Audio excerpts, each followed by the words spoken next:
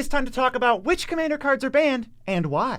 I'm your host, Joe Cherries. I'm your host, Beezy, and that makes us the Nitpicking Nerds. Look at this long list of people. They're all supporting us on Patreon.com. Don't be missing out on all the perks you can get. Go to the link in the description. If you do, we'll love you as much as we can without making you uncomfortable. Patreon.com is a way to support us directly. If you would like to support us indirectly, what you can do is you can go get some awesome t-shirts on IntoTheAM.com using our link at the bottom here or in the description. Go there, get your shirts 10% off. These things are awesome. And look, 10% swaggier. 10% cheaper and swaggier. And we're sponsored by Maraschiello, which is 10% better than any other deck building website you're ever going to find. At least 10%. That might have been low. There's going to be an ad. You're going to miss it. Feel free to guess where it is now, but you're just going to get bamboozled. It's definitely somewhere in the video. And also, happy birthday to everybody whose birthday is today. Today, we're going to talk about which Commander cards are banned and why. This isn't going to be an opinion video. It's going to be more of like the facts for you. Why are these cards on the ban list? We have opinions. You've heard them all before. We might throw in a little cherry on top. That's our opinion. But this is mostly a video with information. For those who don't know, the Commander ban list is determined by the Rules Committee, which is a group of 7 individuals who talk amongst themselves with input from the Commander Advisory Group, which has a bunch of content creators and other people on it, to determine what's actually banned in the format. There's a whole philosophy on the format, which is basically fun first, and you can determine your own rules in amongst your playgroups. You can check all that out in the description. We linked you to the official website. But there is a criteria for bans, which I will now read. Cards that are banned in Commander tend to cause severe resource imbalances, allow players to win out of nowhere, prevent players from contributing to the game in a meaningful way, cause other players to feel they must play certain cards even though those are also problematic, are very difficult for players to interact with, especially if doing so requires dedicated narrow responses when deck building, they interact poorly with the multiplayer nature of the format or the specific rules of Commander, and or they lead to repetitive gameplay. Cards can have more factors than are on this list. They can have one or more criteria. The Commander Rules Committee is very indirect about how much weight any given thing has, but these are the main causes. Cards aren't necessarily banned for power, and this means as a format it's absolutely quote-unquote broken, and you can win on turns 1 and 2 in Commander pretty easily if you have the right draws. The Rules Committee just thinks it's more fun if you don't play to do that. So keeping those criteria in mind, this first category of cards basically just break the game in half to some degree. Yeah, okay. The first ones are cards that have the words anti on them. Anti is an old mechanic where when you play an anti card, people have to basically reveal the top card library and put it up for gambling. You're literally gambling your cards. Gambling the cards in the game. This is not something that interacts with Magic. It is banned in all Magic formats at this point. It was a cool, fun thing to do when the game was a small card game. You're playing with your friends in your backyard. Not so cool when you're playing with thousands and thousands of dollars worth of cards. Which they still were. They just didn't know. So there's 9 of those. There are 7 cards banned in all sanctioned play across the entirety of Magic, mostly due to racist art depiction or flavor text, and Wizards was like, racism's not welcome in the game. These cards are just unusable. Yeah, exactly. All the cards are banned rightfully in every single format. 25 cards that are conspiracies. Conspiracies don't work with the format at all. Because we're not drafting. We're not drafting. The cards literally read like, when you draft this card, it's worthless. It wouldn't even do anything if it was legal. Chaos Orb and Falling Star are banned. It doesn't really matter what the cards do. The problem with them is that they require physical dexterity of some kind. That's not built into Magic. Magic can't support that, so they're just unplayable. Yeah, Magic is intended to be played by everybody, and it doesn't matter if you can throw a card or how well you can throw a card. That's not a skill required to play Magic the Gathering whatsoever. Next is Shahrazad. This creates a subgame, which can be turned into infinite subgames. One subgame is already too much. Commander sometimes takes upwards of an hour, sometimes 2 hours. We do not need a sub-game within our game of Commander. Yeah, all these cards we've mentioned so far, basically legal absolutely nowhere. These next couple really mess with, I think, the fact that we're playing the game of Commander. Yes. Like Trade Secrets, where 2 players can just agree to draw their decks if they want to. Yeah, exactly. It's just, you literally just can draw out your whole decks until the player that has the choice chooses to stop. Why would they choose to stop? They don't want to stop. They just want to keep drawing until they win the game. Yeah, this is really weird because there's not many cards like this. There's only basically this where 2 players can just agree to essentially ruin a multiplayer game. Yeah, exactly. It reminds me of 2 Consecrated Sphinxes. They kind of do the same thing. It's pretty close to that. Yeah. Lootry, the Spell Chaser. This is a funny one because Commander's rule is singleton. You can only play one of any card. Lutry's companion condition is singleton. Play one of any card. So it would be eternally a free roll only for red-blue decks, all of them. It would be 101st card for every single red-blue deck ever made, absolutely free, no cost to play whatsoever, and that is obviously unfair and an advantage to specifically red-blue decks. And it ruins diversity. You're going to be playing against Lootry probably like 33% of all your games. Yeah, very true. Caracas is the last one here, and Caracas bounces legends. The format is based around legends. If you didn't know, you build around a commander, which is a legendary creature, sometimes a planeswalker, but mostly a creature, and we do not want Caracas bouncing our legends back to our hand over and over again. Yeah, you basically pay 1 mana and just negate somebody's strategy. It's very mean. It doesn't click with the format whatsoever. Basically, it just breaks it. And now I know we said we weren't going to give a lot of opinions in this video, but I have to give my opinion on this next one. It's Moxfield.com, and it's an amazing deck building website where you can go to build all of your decks and track them and see all the stats that go along with that. And they just dropped a couple brand new features. You can now set default printings of a card so that whenever you enter Sol Ring, as they use an example of, you can have it be the masterpiece version that you got 10 years ago for a good price. Or there's another new feature. If you click the little lightning bolt next to search, you can just add a mana base to your deck. Just straight up Moxfield will do it for you, on a budget or not. On a budget, on a medium budget, on no budget at all. They'll do it for you. I don't know how they keep making up new groundbreaking ways to make deck building easier, but it just makes our job easier when we do these ads. It seems like there can't be any more features because Moxfield has them all. And then I look next week and there's more features. You better get on there. These next cards are all cards that tend to make the game pretty unfun to most people. First, we have Balance. Okay, if you don't know, Balance is an absolutely busted in half Magic card. This card is silly. It is unfair, and there are so many ways to break it. Nobody wants to play against Balance. It's 2 mana to just set everybody to the lowest of lows. Yeah, and it doesn't count all the types, so you can just build up on one of them, and then you get to keep all your stuff. Balance pretty much restarts the game, except you have the best board state. Limited Resources, despite being a limited podcast, is banned in Commander. We don't like those guys here. Also, the card is banned. It's just going to reduce everybody to like 5 lands, and then some people can't play lands. It is not fun. Resources are required to play this game. Yeah, limited resources is really lame. It's like you can have like 5 lands in play. It's so dumb. Someone's going to quote just you saying limited resources is really lame. Oh, no. You shouldn't have told them to do it. Yeah, man. Next is Sundering Titan. This is just one of the best ways to destroy lands in the format. You destroy one of each type every single time it leaves or enters. Leaves or enters, it can be flickered. It can be reanimated. This card is absolutely silly. It destroys 5 lands every single time as long as those types are on the board, and that is just unfun. Yeah, and you can take advantage of that by just not playing those types. You play all the duels that don't have land types, and then all of a sudden you have lands and they don't. Next is Sway of the Stars. Now this basically invalidates the entire game. Everybody shuffles everything they have back in, draw 7, and they go to 7 life. So you're playing some weird different game now. You're not playing Commander, you're playing Commander, but you started 7 and you wasted an hour. It essentially invalidates everything that has happened so far in the game. It just restarts the game, but now everyone starts at 7 life. It's a new game of Commander, and the rest of it that happened before did not matter. We don't want to do that. No. Upheaval also banned. 6 mana, bounce everything to its owner's hands.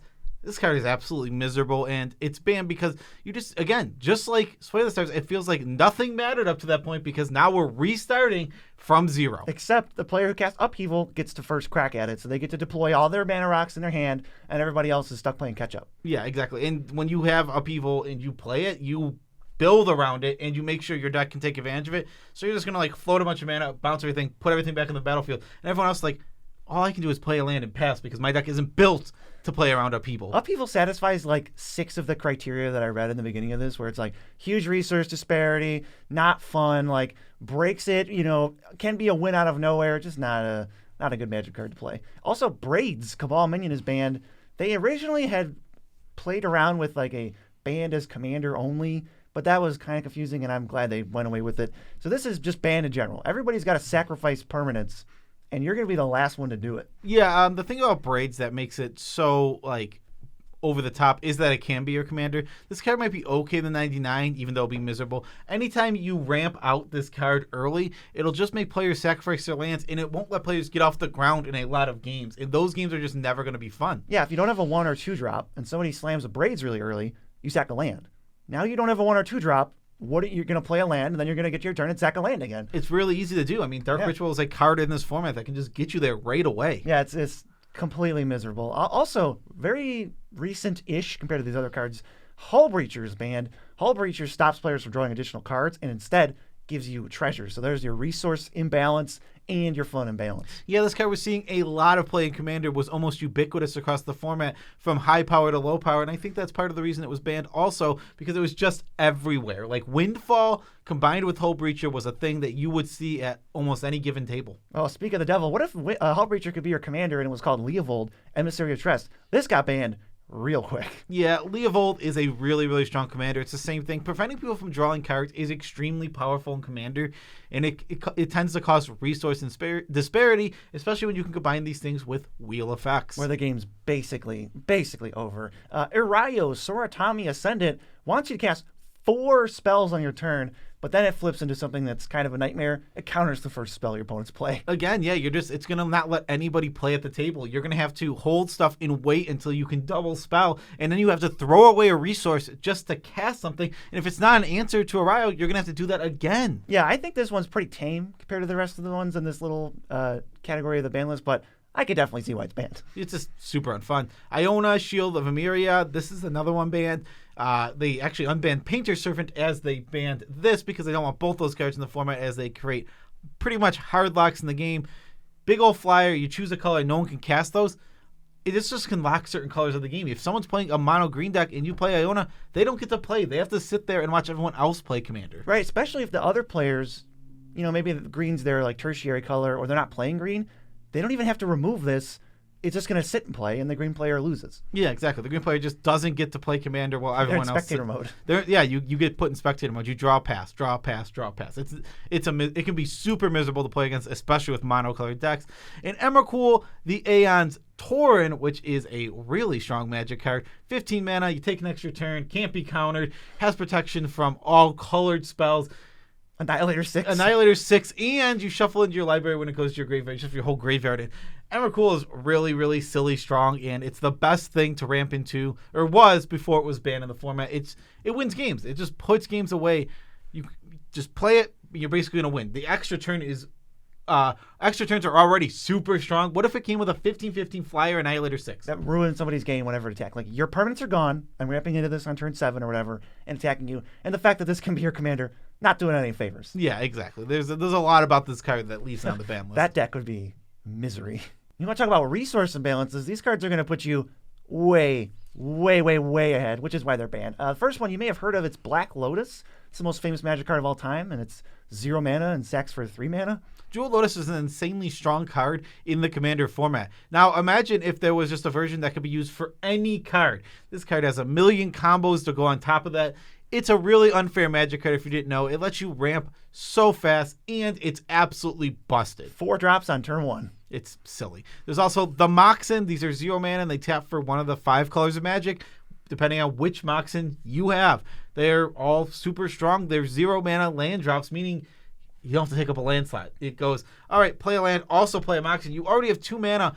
Right away, you can just go off from there. Yeah, and it's interesting because maybe 1 Mox wouldn't be that bad, which is probably why, there are Moxen legal, but having these extra 5, it's not like most decks are going to get not 1, maybe 2 or 3 or 4 or 5 of these, and it's like they're guaranteed to have one in the first couple turns. Yeah, and something really big about the Moxen that can be said is that if it gives another reason, like being more colors gives you more cards, it's always very strong, right?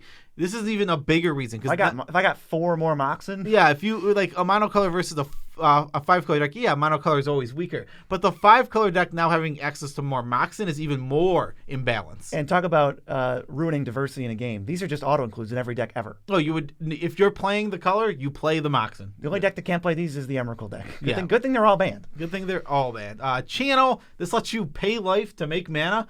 You can just cast every big spell on turn 1. How much life do we start at? We start at 40. Whew. So you have 40 colorless mana to do whatever you want with. You're going to win very easily. This card is like turn 2 win by itself. Doesn't take 40 mana to win a game. Not even close. No. Fastbond lets you play all the lands from your hand for just 1 life extra. That's a real big problem. Those lands stay in play. They're most likely not being destroyed. This definitely falls into it's hard to answer unless you play other miserable cards like land destruction or something. That's not really something anyone does in Commander, so this thing would just dominate every game it's in. Also, something about Fastbond that would be ridiculous is it would make bounce lands so good. Oh, you just get landfall, pay a life, do the trigger. Yeah, exactly. You can just you can do that, or you can just, because if you have bounce lands, if you keep a 4-lander with bounce lands, it's a lot more lands than it looks like. That's true. Wow, yeah. So Fastbond, just not even appropriate at all. No chance this ever gets unbanned. One of those cards. No. Talarian Academy, this taps for 1 blue mana for each artifact you control. Just straight up. Pops off. This card absolutely pops off. It doesn't take a lot. You play a lot of artifacts, and then it's as soon as this taps for 2 mana, it's good. And sometimes it taps for 5, 6, 7, 8, sometimes upwards of 10 in the right situations. That is a broken land. Yeah, we talk about Gaia's Cradle, which is legal and could easily be on this ban list as far as I'm concerned. But we mentioned if this land taps for 2 mana, it's one of the best lands in the format. These lands tap for like 10 mana. Yeah, exactly. They're over the top, like completely broken. Rafellos, very similar in the vein of like, I always talk about, people are like, why is Rafellos banned? It feels kind of fair. Well, let me just put the situation of doing absolutely nothing. You go Forest, pass, Forest, Rafellos, Forest. All right, you have 6 mana on turn 3. You did nothing but play your commander. Right. That is already busted within itself, and there's a lot more this card does. Yeah, I would be interested to know if this would be banned if it wasn't a commander, but that's not the world we live in. This cannot be accessible as a commander. It just cannot be. That is fair. I think this card could be potentially unbanned if it wasn't the commander, but you're right. As a commander, there's no world where that can happen. Just way too consistent. Very, very dumb. Paradox Engine. This is a card that I don't even think we knew that we wouldn't miss at all when it was inevitably banned. It untaps all your stuff, all your non-land permanents whenever you cast a spell. So there's plenty of spells that just loop themselves. And if you have mana rocks, well, now the spells are virtually free or negative mana, and it turns your deck into a storm deck no matter what you were doing. Yeah, and also Paradox Engine it just spins wheels super hard. Oh, yeah. Turns take a very long time, and it's just like the disparity of time people playing, it just becomes, sometimes Paradox Engine causes easily 10, 15-minute turns, and we don't want that in Commander. Nobody wants to sit there while someone else takes a 15-minute turn. Yeah, all your Elf Ball decks, every artifact deck, every Storm deck, they're all playing it, and I don't miss it. No, nobody missed it because it was bonkers. Yeah, let's go to Prophet of Crufix, another card I could not miss less. You get an untapped step along with everybody else, and your creatures have flash. So you basically, we talk about extra turns being kind of miserable to play against. They're not really fun. They kind of break apart the Commander social contract, which says, hey, we're all playing a game together. We should probably be playing the game for about the same amount of time. Not perfectly, but this says, I'm going to take everybody's turn. Yeah, so the thing about this is we have Seedboard Muse in this format, and that card is good. It's really good, but it requires you to build your deck in a certain way. It requires you to do things. It requires you to have other cards to work with it. Prophet of Crufix didn't require that. This was not a build around. This was an auto-include. All you need to be playing was creatures, and then it gave you something to do with the mana. That's the problem. Giving you all that mana, then giving you something to do with it is the problematic part of this card. Yeah, this isn't even close to bannable in like 1v1 formats, but this is where adding the multiplayer aspect, this card just like does not compute, and it just ends up being way too powerful. You basically get 50% of the game attention. Just like this next one, Sylvan Primordial, destroy a non-creature permanent. Okay, awesome. And you get a forest for each one you destroyed. For each opponent. What is going on? Destroy. It is a 6-for-1 on ETB every single time. I'd love to ramp into this. Oh my god! This card, I was around when this card was printed. This is when I first started playing Commander. Yeah, we got to play Commander games with this card. This was across the format. Everyone was playing it. It was being cloned. It was super unfun. What would happen was the players that were playing it and cloning it, they were getting ahead, while the other players just got extra far behind. I remember turn 3, somebody played Sylvan Primordial, and then they got 3 forests, and they played Phantasmal Image. Yeah. And we're like, okay, I guess we're done. It's like, what are we supposed to do? You can't stop that. You can't do anything. It's turn 3. It's like, oh my god. Sylvan Primordial's messed up. His less messed up little brother, who some people advocate for not being banned, but Primeval Titan, certainly way less busted. It goes and gets any 2 lands on ETB and attacks, so you're ramping to the moon. Yeah, Primeval Titan is a super strong Magic card, and we just keep printing more and more powerful lands all the time. This card gets better and better every single set, right? Like, it can't get worse. It can only get better. And it's one of the best things to ramp into. And not only does it ramp you, if you play this and then untap, you get 2 more lands because you get them when it attacks too. What a silly Magic card. Yeah, it's slapping all these tutors onto a card that every single green deck would play terrible for diversity. Yeah, This would exactly. be everywhere. You're going to see This is going to get Field of the Dead 99% Yeah, of the get time. ready to see Field of the Dead, Nykthos, and Primeval Titan every time you sit down. And Gaia's Cradle. If Yeah. they have Gaia's Cradle, you're going to see Gaia's Cradle of the game too. Absolutely. This card, really going to draw you too many cards for what it's worth. Ancestral Recall, 1 mana, draw 3, resource disparity personified in a card. Yes, I also want to mention something really quickly. The Power 9, the Black Lotus, the Moxen, and Ancestral Recall, Power 8, I guess, at the time, they're banned for, also Time Walk, which we will get to. They're banned because they didn't want this to be Legacy Light in the beginning. This is something we know, is something we've heard from the Rules Committee, and they haven't been unbanned. And there's not a problem with that because these cards are broken. They are unfair, and it makes a lot of sense to keep them banned, and their price is ridiculous, but that is unrelated to this. So all these are banned for that reason. Also, Ancestral Recall, 1 mana, draw 3. We don't need Pot of Greed in our format. No, we don't need Pot of Greed. We don't need Gristlebrand either, because not only can he be your commander, but it's pay 7 life, draw 7. That's very interesting in 1v1, where you start at 20 life and you have to cheat this out somehow.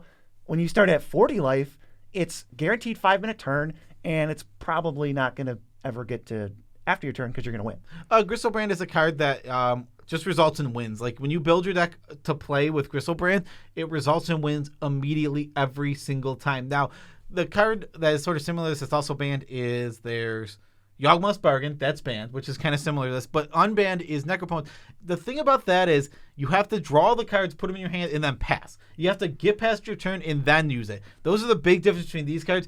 Yawgmoth's Bargain, which we're going to get to, and Gristlebrand just put the cards in your hand right away to use. Yeah, Gristlebrand being your commander, just a bit much for sure. And this is another one of those win out of nowhere, hard to predict, game over because we're playing commander specifically type cards. Library of Alexandria is a really interesting one.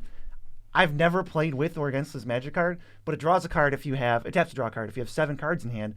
Kind of a resource disparity, but also a little bit of a mystery. I think one of the main reasons is this would be ubiquitous across the format. Yeah. So say this card costs $5. You don't not play this in any deck. Yeah, when do you not play The this problem card? with this card is it should just be like some of the other old lands where it does only that and doesn't tap for mana. Yeah. It's like if it was like that, this card is a lot more fair. But this is a land that taps for mana. Okay, that's not fair. I can use it for mana whenever I need it, and then on the off chance I have exactly 7 cards, okay, I'll draw a card. Certainly horrible for diversity, if nothing else. Probably bannable for that alone. Yeah, and we talked about Yawgmoth's Bargain a couple seconds ago. It's like 10 times more broken than Gristlebrand. Exactly. All you do is you ramp into it, you draw your whole deck, you win. You have too much life in this format for Yawgmoth's Bargain to ever be fair. Yeah, it's draw 30 on a bad day. Yeah. Time Walk, 2 mana, take an extra turn. 5 mana, take an extra turn is a really, really, really strong Magic card in Commander. Obviously, doing it for 2 mana is busted in half. It's funny. This might be one of the only cards on the ban list that I think is not banned for any of the reasons we originally said, and is pretty much exclusively banned because it was part of the Power 8 at the time, and they wanted to differentiate the format from like Legacy and Vintage and whatever. So this one's really interesting. This card would still be banned, I think, because it's just like I said, I really think Time Warp is a great playable functional Magic card in Commander that I'm going to play all the time. Mm-hmm. You cut 3 mana off of it, And a blue pip. that is stupid. You're going infinite in no time. Like Eternal Witness, Time Walk, and you got to add something else in there. You're going infinite on like turn 6. Yeah, and one thing the Rules Committee does not like, which is this next little category of cards, it's the win out of nowhere things. We talked about some of the other ones have potential to do that while also being nonsensical for resource disparity. But things like Biorhythm, that just says everybody's life total becomes to the number of creatures they control, can be an absolutely, you prepared for it 0%, you had no idea what's coming, and the game is immediately over just because you had no creatures. Yeah, exactly. You die if you have no creatures. This also combines really well with Mass Bounce spells, which definitely exists. If you go Mass Bounce, play a 1-drop Biorhythm, it's over, especially if it's an instant speed, like Evacuation. You go Evacuation, untap, play a creature, play Biorhythm, I win. Thanks for coming. Game over. Also, sort of true in this category is Panoptic Mirror. Now, in the past, we don't think this card is even that good, but we will say that the problem with it is it's 5 mana investment and must die, or on your upkeep, you can imprint a Time Walk or Time Warp, whatever, and then take infinite turns. This is kind of like a Splinter Twin-esque thing where you only have to invest 1 card until it's too late. Kind of. It's really weird. What's really messed up about this card is you don't know if you have to kill it, right? So let's just say you have like a Rex Sage and you see Panoptic Mirror. It's like, I don't know if I have to kill that, but I'm going to assume I have to. And it forces the removal onto it, even if it wasn't going to win the game, because we don't know if Time Warp is in their hand or not. Yeah, forces like sorcery speed interaction, or you could maybe hold up instant speed interaction to kind of, sort of blow them out. They can wait till the trigger goes in the stack and then imprint their, we're just going to say Time Warp. And then they're going to get an extra turn no matter what. You can still kill it, and they won't win the game. So it's like a weird Kiki-Jiki Splinter Twin with an extra wrinkle of, I don't know if it's Kiki-Jiki Splinter Twin, but that's kind of true of them, too. So to me, it blends in with the rest of them, but it's not like we're going to miss. It's not like anyone's playing this card in a fair way. No, it's always going to be an unfun combo. Coalition Victory, control all the land types, and so you have to have Perfect Domain, and then you have to have a permanent of each color, and you just win the game. The card just says, win the game. Or do nothing. So probably your commander is 5 colors because you have a 5-color card in your deck. So, I mean, your commander has to be 5 colors. Not with Kenrith. It's still 5 colors. It's Kenrith color. is not 5 colors. It's color identity is 5 colors. I don't know what you're talking about. That's the rules of Commander. All right, let's go to Time Volt. 1 mana enters tapped, and you can tap it to take an extra turn. Okay. Wow, I wonder why that's broken. Kiora's Follower. Oh, no. The game's over. The It's game's infinite over. turns. Infinite turns. Yeah, get out of here, Time Vault. You're not a real card. That card is, I mean, that's one of the most busted cards ever printed. Like, it doesn't even make any sense. It's just absolutely broken. Like, the only thing that could fix Time Vault is if, like, some special text that said, the only way to ever untap Time Vault is to skip your turn. Yeah, exactly. But that's not how it says. That's not what it says. These next cards, they just do the same thing every time, over and over again. Recurring Nightmare, you play it, and then you sack a creature, put it back in your hand. So like your reanimation's back into your hand, and then you get your creature back. And you can just keep doing this over and over again. It is repeatable, reusable recursion. It's hard to stop. That you can't stop. This card is not stoppable. It's hard to destroy. It makes a whole game about itself, and it's like, get ready for me to cast Recurring Nightmare every turn for the rest of time. Tinker is another one. This sacks an artifact and goes and puts any artifact in play. This makes Blightsteel classes playable. It makes some of those cards that are kind of like gotcha cards that aren't even like that busted, just makes them game enders way sooner. It really just kind of makes the game all about it, and it means you're going to see the same artifacts over and over. You're going to see, you would see more turbo Bolas's Citadel decks. Citadel might even be better. I don't know. I mean, Citadel is the best card from a competitive perspective for sure, where if you're playing like, more high power when you can actually go off with it, it's way, way better than Blightsteel classes. Blightsteel would dominate the lower power games. I wonder if there's some kind of disgusting, like, mana-less Tinker deck you could just build then. Think about the no banlist deck where you go... I think with no ban list, you could easily build a 0-land Tinker Bolas and Citadel win the game. How about this? We go Ancient Tomb, Moxen, tap, play Tinker, go get Sundering Titan to blow up everyone's lands. Yeah. It's just, I'm glad a lot of these cards are banned because that's not acceptable from a multiplayer, fun-based format. This would be the worst format ever if everything was just legal. Oh, God. You'd have to... Rule 0 would be... It's already important. It would be so much more important. Yeah, another thing about Tinker is that it's far and away, like, leaps and bounds the best artifact tutor that goes straight to the battlefield. So we would have to check every time a 10-mana artifact gets printed. Does this ruin the game with Tinker? And it's maybe better to not check that. Exactly. Gifts Ungiven. Search for 4 cards with different names. That's pretty easy. We're playing Commander, so just don't get too forest. That's pretty... Watch out. Watch out. You got to be very careful, but... players get to put 2 into your graveyard and the other 2 into your hand. There's just 1,000,001 different ways for this to just simply win the game. There's so many piles. Yeah, we know the rules committee has a definitely a dislike for tutors, and with wanting to streamline games and stuff, I can't say we're super high on tutors either. They're not very fun to play against. They make games very samey, which is part of this diversity thing. Gifts Ungiven having some combos, sure. I think they really just don't like the fact that you got to go take the time to tutor 4 things. 4 things take so long. This would be a very played blue card. Yes. Flash, which has like 1 interaction with the format. It is 2 mana, put Protein Hulk into play and win the game. That's why it's banned. I mean, there are some other interactions. I know people are already typing in the comments right now being what about Sundering Titan? What about this other interaction that Flash has? But it's like Flash is really banned for its Protein Hulk interactions. Yeah, I was struggling to actually list a reason for you guys that it's banned, and I think what it was is very repetitive gameplay but only for the CDH people, where it's like that was the best win con, bar none. You're playing Flash and whatever Protean Hulk or whatever other thing you're going to use to win the game. Immediately, it's really tough to respond to because they don't have to put out the creature until it resolves. Very frustrating card, and it's one of the only cards banned. That probably the only one banned for the CDH community. It's a 2 mana. It's silly. It's 2 mana win the game often. Yeah, basically. How is that even real? It doesn't seem real. It does not seem real. And the final one, the boy who's locked away and we want him back. It's Golos, Tireless Pilgrim. He's a 5 mana 3/5, costs colorless, but he is Woober because of his ability. Lets you cast spells for free. And he goes and finds a land and puts it in the battlefield tapped. Repetitive in the sense that you're going to probably find the same couple lands. It's going to be like Field of the Dead, the World Tree, Gaia's Cradle maybe, or like Nick those or something. Yeah, you're going to find the best lands in your deck every single time. You're going to see them over and over and over again. It sits in your command zone, and it doesn't even matter what lands you drew. You just need 5 of them. Yeah, this was the most played 5-color commander, which the rules committee did not like. It seemed to them to be a step too far in terms of ease of play. I'd like Golos back. Yeah. Unlike the rest of these cards, which can rot in MTG heck, I think Golos did nothing wrong. Golos is innocent. If you want to hear our opinions on the ban list overall, then we agree? Do we agree with the ban list cards? You can watch this video here where we go over our opinions on it rather than just the facts. Peace out, Tribe Scouts.